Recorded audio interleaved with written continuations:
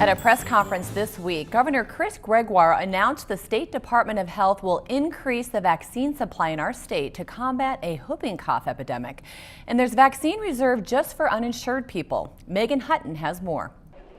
There is a whooping cough epidemic in our state, and in Pierce County alone there were 122 reported cases in April. That's equal to all the reported cases last year.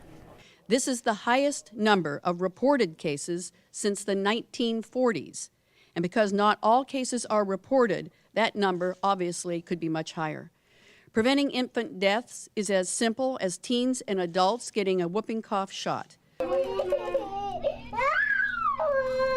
Babies and school-aged kids like Kimberly Magdaleno are most at risk when they get whooping cough. It can be deadly.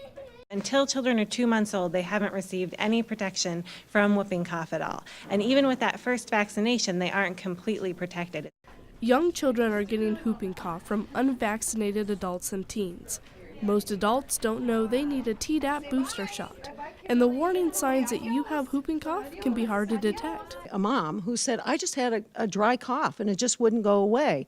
It was persistent and I thought it was perhaps seasonal allergies or my childhood asthma kicking up. She was a pregnant mom, and she said, I didn't think twice about it, and in fact went into my healthcare provider and they didn't suspect it. So now we're trying to heighten everybody's awareness that when some adult comes in with a dry, hacking kind of cough that doesn't have many other symptoms, please check for whooping cough.